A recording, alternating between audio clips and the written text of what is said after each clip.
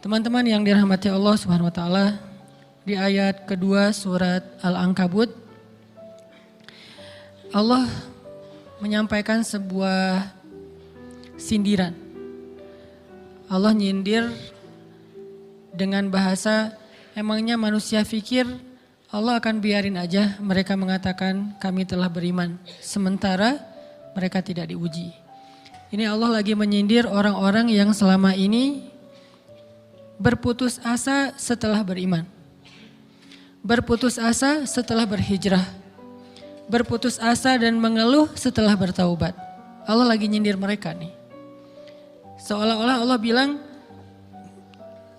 kenapa setelah kalian beriman malah kalian masih berkeluh kesah? Kenapa kalian setelah bertaubat malah menjadi ragu kepada Allah? Kenapa kalian setelah berhijrah malah jadi labil? Bukankah harusnya setelah kalian menyatakan kami taubat, kami hijrah, kami beriman, harusnya iman kalian makin mantap? Dan bukti bahwa iman kalian mantap apa? Bahwa ketika kalian diuji, kalian sama sekali tidak goyah. Jadi Allah Subhanahu wa taala seolah-olah mengatakan bahwa ujian adalah tabiat iman. Bahwa ujian adalah tabiat iman. Bisa diuji dengan ujian yang kita tidak suka, bisa juga diuji sebaliknya dengan ujian yang kita suka. Bisa diuji dengan ujian yang sifatnya fisik, bisa diuji dengan ujian yang sifatnya harta, bisa juga diuji yang lebih berat lagi dengan ujian yang sifatnya perasaan. Yang jelas semuanya diuji.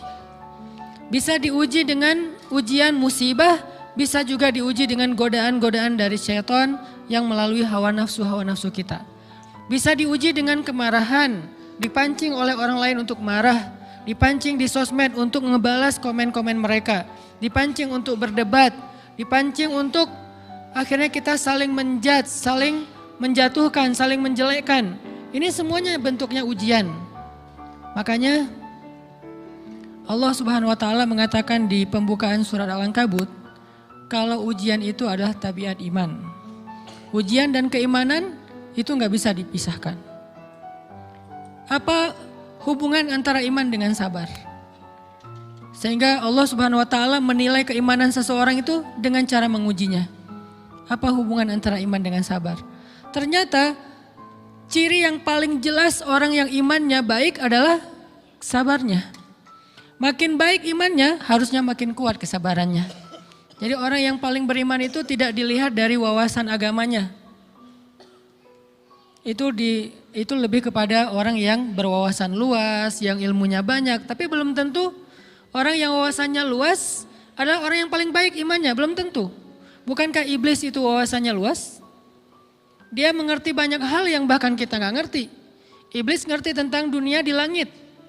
Iblis mengerti tentang alam yang ada di surga, alam yang ada di akhirat. Iblis tahu, bahkan udah masuk surga.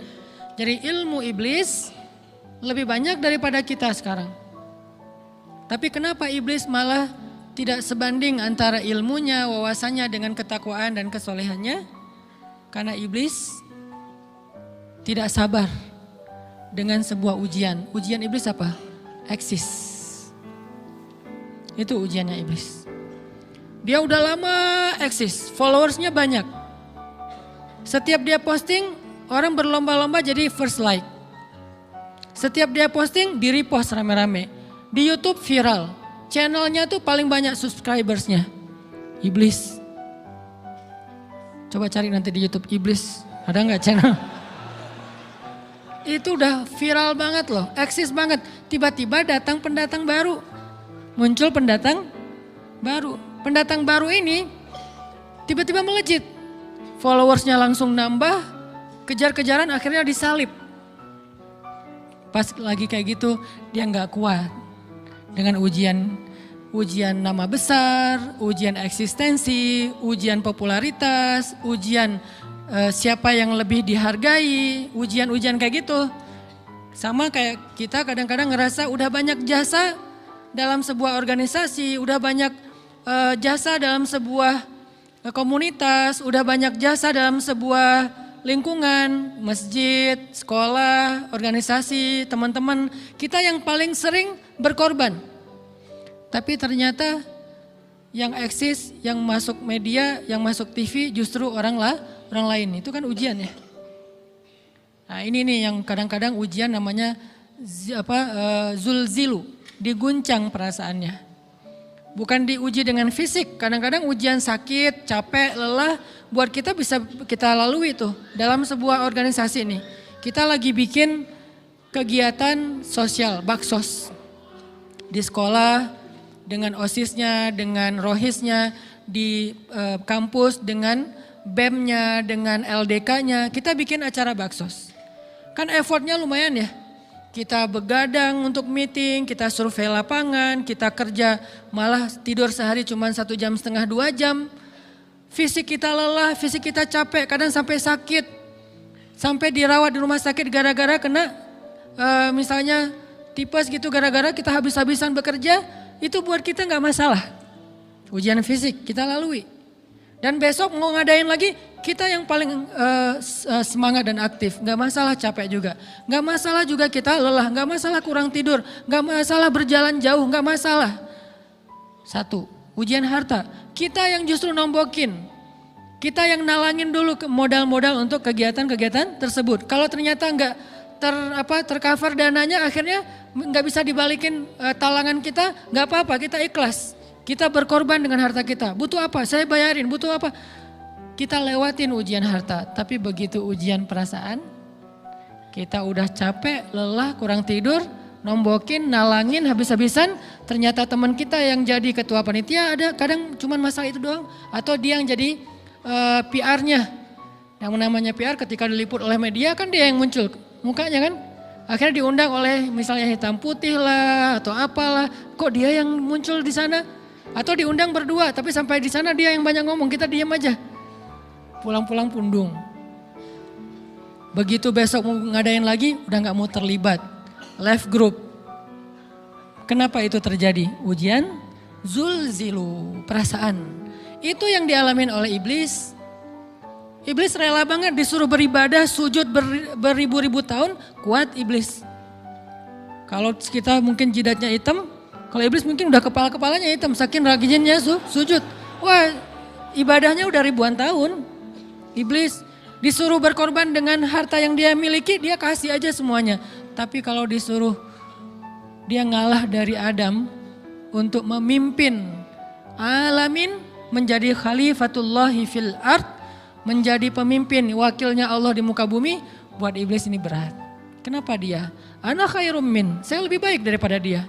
Saya lebih senior daripada dia, saya lebih sehat daripada dia, saya lebih keren daripada dia, saya lebih. Ujian emosional, ujian ego, ujian perasaan, itu yang lebih berat buat kita. Kadang sakit dan dirugiin orang lain, teman segala macam kita masih oke lah. Selama ini asal kita ngumpul selalu gua yang bayarin, oke deh gak usah dibahas. Baru dibahas nanti pas sakit hati. Kalau belum sakit hati kan gak dibahas kan? Gak apa-apa deh kita terus yang bayarin, kita traktirin ngopi apa segala macam. Gak pernah dibahas. Kebersit sih di benak kita, cuman gak mau dibahas. Kenapa? Udahlah biarin aja, easy going. Kemudian kayak kita yang capek harus rempong sana kemari segala macam. Selalu acaranya di rumah kita, akhirnya kita yang bayarin, kita yang rempong, nyiapin segala macam, bebersih sendiri. Tapi begitu ada yang nyakitin perasaan kita sedikit aja, semua itu balik lagi. Dari dulu ya, nah keluar kan? Kenapa? Dipancing oleh ujian perasaan. Jadi ternyata yang paling berat itu adalah zulzilu, diguncang perasaannya. Kita kadang-kadang habis-habisan buat seseorang, gak masalah. Hujan-hujanan dia yang pakai jas hujan, kita gak pakai apa-apa, gak apa-apa. Sakit-sakitan juga, dikerok dan segala macam, biarin aja. Kalau perlu misalnya kalau bannya lagi kempes, dia naik Grab, kita dorong-dorong motor terus cari tempat segala macam sampai tengah malam. Gak apa-apa deh buat dia. Apa sih yang gak buat kamu? Begitu dia selingkuh, keluar semuanya. Mulai list report keuangan. Wah dulu sekian, sampai uang receh-receh juga dihitung kan ya. Kenapa bisa kayak gitu? Perasaan kan? Nah ini nih yang kita coba belajar. Mungkin malam ini kita lebih banyak membahas tentang sabar terhadap ujian perasaan. Karena banyak macam-macam ujian. Nah, gimana kita memanage perasaan kita? Gimana cara kita merecovery perasaan kita dengan bab sabar? Insya Allah nanti akan kita lanjutkan setelah selesai sholat isya. Barakallah. Bismillahirrahmanirrahim. Teman-teman yang dirahmati Allah Subhanahu wa taala, kita lanjutkan tentang masalah sabar. Terutama sabar zulzilu, ketika kita diuji dengan ujian ego, marah, perasaan, sakit hati, yang kayak gitu-gitu. Ini ujian jauh lebih berat daripada ujian fisik dan ujian harta. Termasuk rasa cinta, rasa benci, kadang itu menjadi ujian. Kenapa ujian bikin kita jadi tidak lagi logis, nggak realistis, dan kadang-kadang mengabaikan hal-hal nilai-nilai yang kita selama ini pegang sebagai satu kebenaran. Kita ngabaikan batasan-batasan syariat. Ini semuanya ujian dari Allah Subhanahu wa taala. Sehingga tidak disebut orang yang beriman kecuali ketika Allah Subhanahu wa taala melihat dia sabar dalam ujian. Kalau dia nggak sabar dalam ujian, malah di dalam pembukaan surat Al-Ankabut tadi Allah menggolongkan mereka termasuk orang-orang yang munafik. Apa arti yang orang munafik? Orang yang mengaku beriman tapi sebetulnya dia tidak beriman. Apa salah satu buktinya? Dia tidak sabar. Jadi kalau kita mau menilai diri kita mukmin atau munafik, dan ini bukan materi untuk menjudge orang lain, oh ternyata dia itu munafik, bukan. Lagi-lagi konsep kita belajar itu angle-nya untuk diri kita sendiri. Saya sangat tidak merekomendasikan kita belajar untuk mendapatkan kaca pembesar, mencari-cari kesalahan saudara kita. Tapi kita belajar untuk semakin bisa bercermin untuk menemukan aib dan kekurangan diri kita. Jadi semakin kita tahu ilmu agama, semakin kita tahu ayat dan hadis, semakin kita punya cerminan untuk menilai diri kita dan memperbaiki diri kita. Bukan nyari kaca pembesar untuk memperjelas aib-aib dan kesalahan orang lain. Kalau kita pengen menilai diri kita ini orang yang mukmin atau munafik, caranya lihat aja kita sabar nggak nih, terutama dalam masalah emosional, dalam masalah ego, dalam masalah marah, dalam masalah hawa nafsu, dalam masalah perasaan cinta, dalam masalah benci segala macam, masih bisa nggak kita adil bahkan kepada orang yang kita benci? Adil kepada orang yang kita benci, adil kepada musuh sekalipun. Bahwa jangan sampai kita gara-gara nggak suka kepada seseorang, kita berlaku zalim kepada dia. Jangan. Ini berarti kita harus ngelawan ego kita sendiri. Ego untuk memaafkan orang lain, ego untuk bisa melupakan kesalahan orang lain, ego untuk bisa berlapang dada dengan hal-hal yang gak nyaman daripada orang lain. Ini adalah ujian yang paling berat. Di situ kita bisa lihat kita nih mukmin atau munafik. Kalau gak pernah sabar sama sekali dalam masalah ego, dalam masalah emosional, berarti jangan-jangan kita tergolong di antara orang-orang yang kata Allah, wa ma hum bimu'minin. Mereka bukan orang yang beriman. Kata Allah di surat Al-Ankabut, mereka itu adalah wala ya'lamannallahul munafikin, orang-orang yang munafik. Nauzubillah min dzalik. Kalau kita merasa pernah sabar terhadap emosi kita, sekarang kita lihat sesering apa kita sabar terhadap emosi kita. Maka derajat seorang mukmin tergantung tingkat kesabarannya. Ada yang orang sabar hanya kalau disakiti dengan satu kata. Ada yang sabar dengan satu kalimat. Ada yang sabar dengan satu paragraf. Ada yang sabar dibully rame-rame juga dia sabar.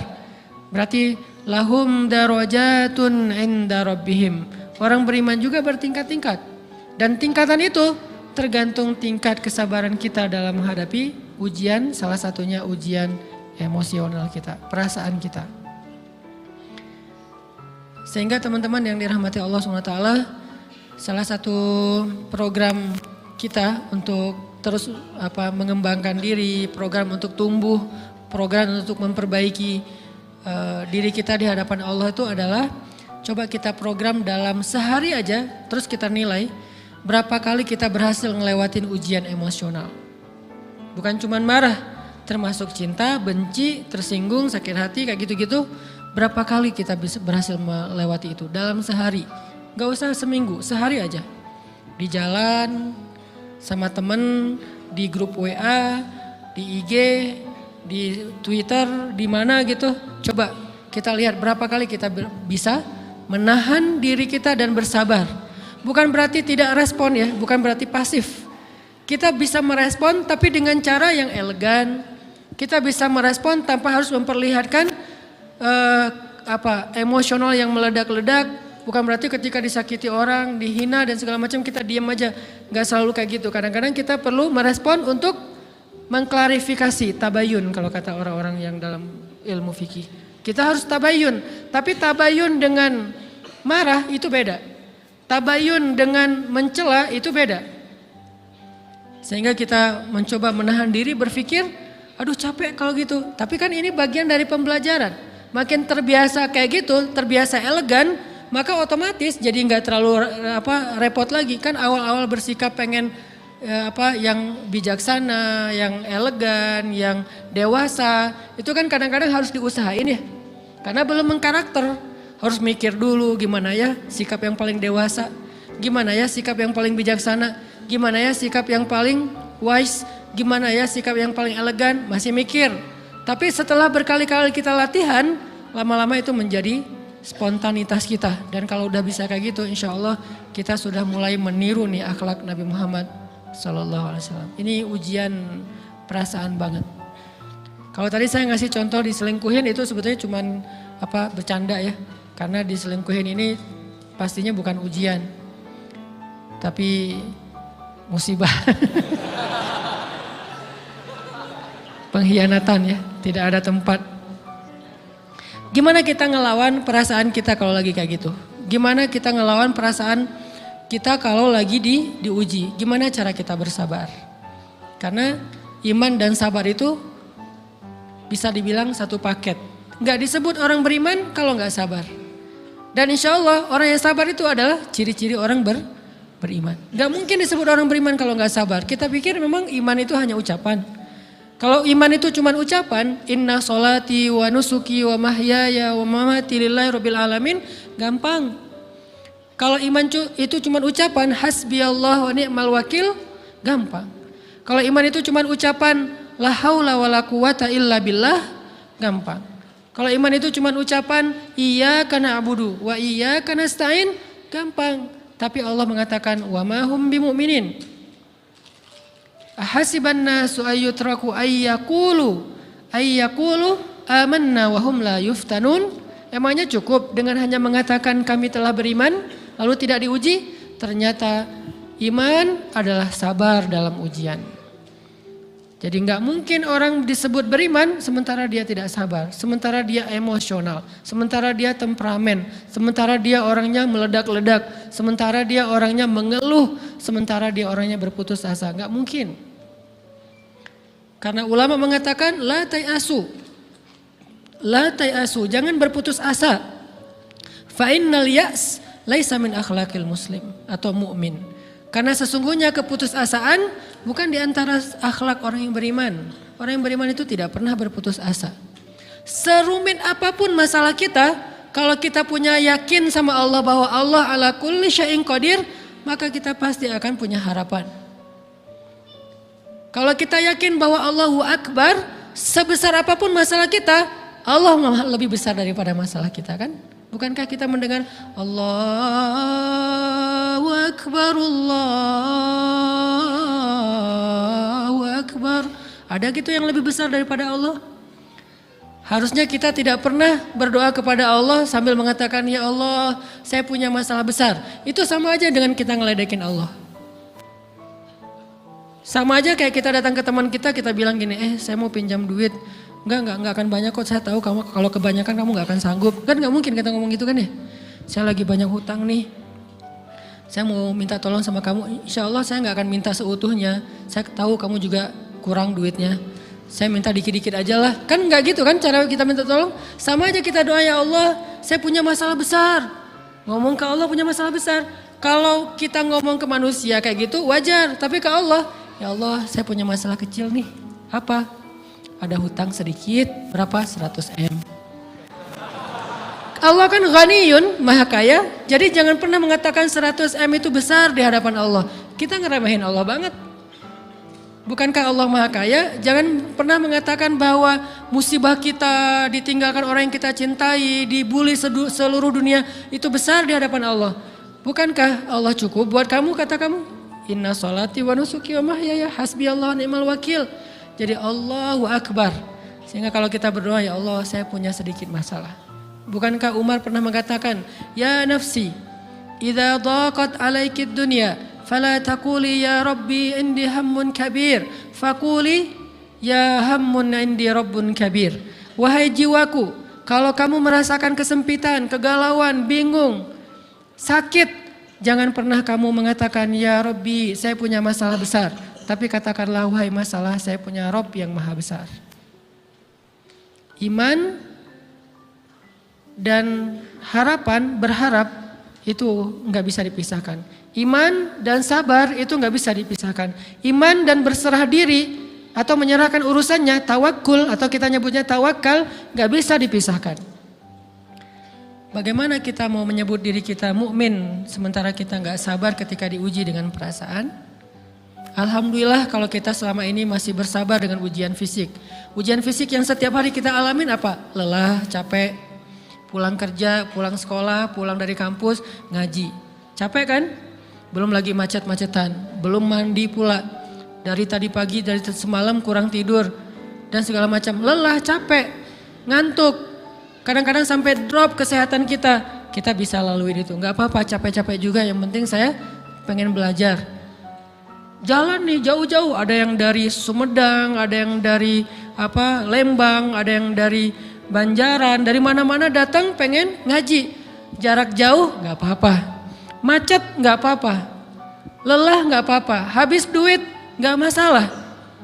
Tapi sampai di sini kesenggol dikit aja sama teman kita dalam ucapan mungkin, dalam ekspresi kadang-kadang kita senyumin gak dibalas senyum.